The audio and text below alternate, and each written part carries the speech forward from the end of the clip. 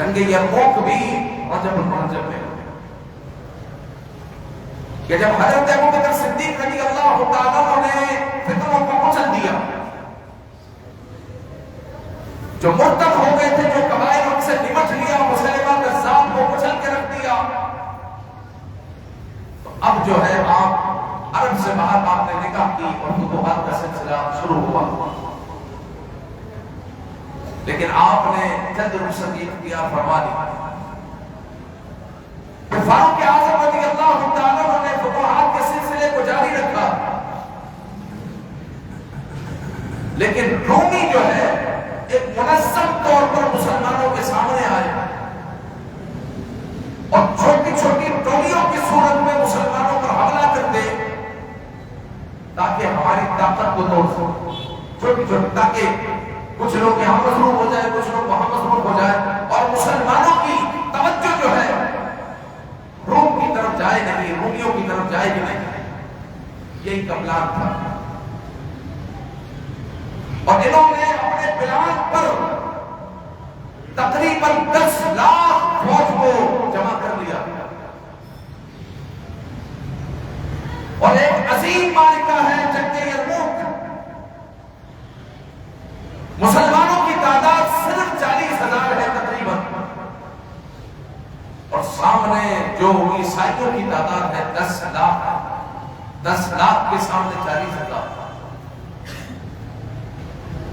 اور اتنے منظم طور پر یہ جو ہے جمع ہوئے تھے کہ حضرت خالد بن ولید رضی اللہ تعالیٰ عنہ نے حضرت ابو عبیدہ بن جراح جو اس وقت چیف آف آرمی اسٹاف تھے ان سے اجازت کی اور کہا کہ جو عرب کے نصرانی ہیں ان سے میں نمٹ لوں، 60,000 کی تعداد ہے، اور ان کے لیے مجھے صرف 30 بندے چاہیے۔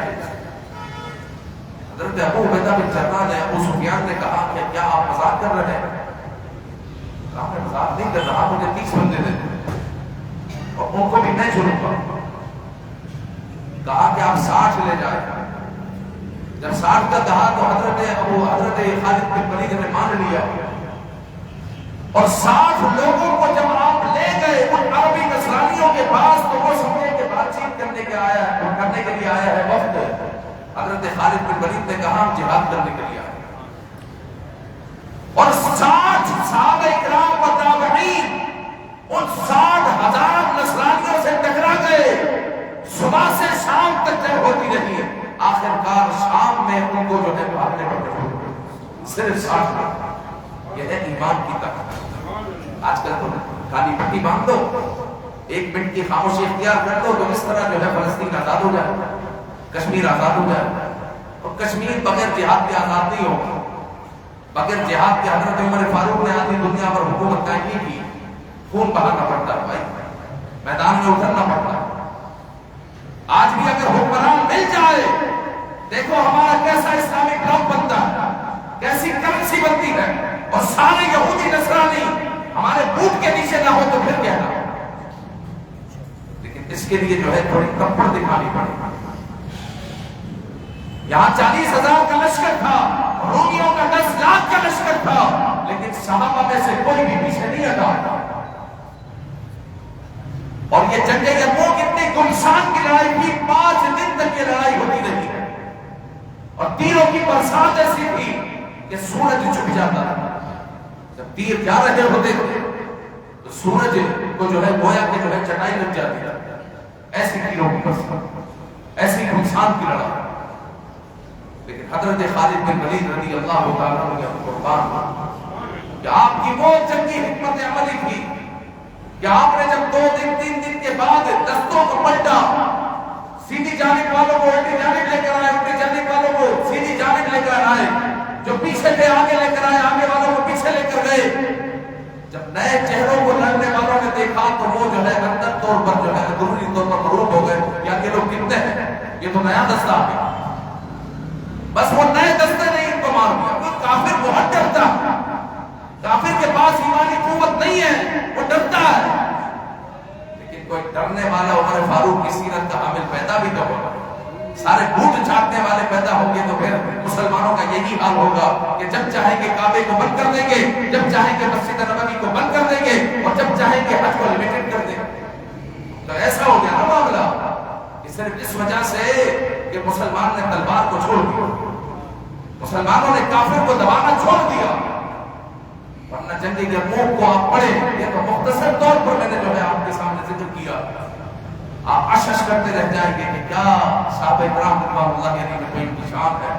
صرف 40,000 کا لشکر ہے اور جو ہے کافروں کو بھاگنے پر مجبور کر دیا.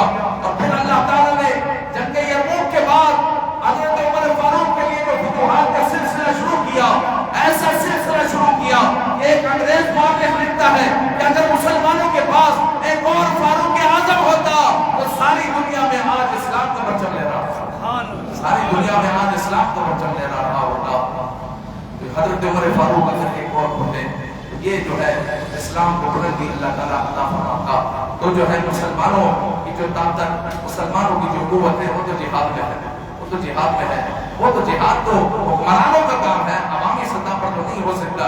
اب حکمران کرتے ہیں ٹھیک ہے، سارے حاکم مل کر انگریزوں پر اور کافروں پر چڑھائی کر دیں، ورنہ یہ چڑھائی تم نہیں کرو گے تو امام مہدی نے تو کرنی ہی ہے، امام مہدی نے تو کرنی ہی ہے، حضرت عیسیٰ نے آ کر تو کرنی ہی ہے.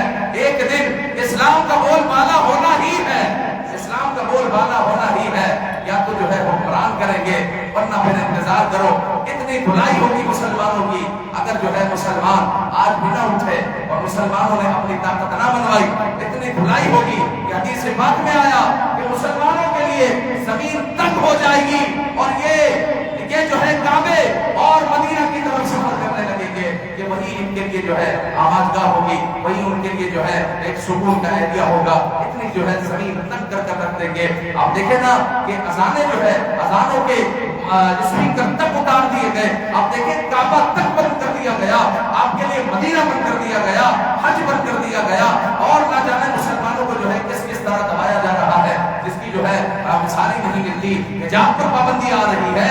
یوں تو کہتے ہیں ہر ایک کو آزادی ہے، ہر ایک کو آزادی ہے.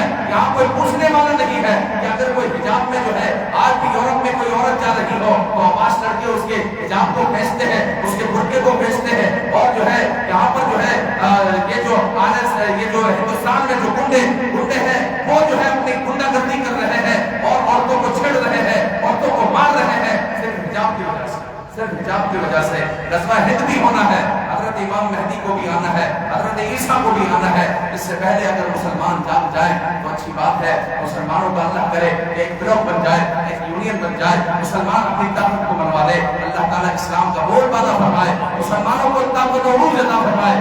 آمین بجاہ نبی کریم صلی اللہ علیہ وسلم.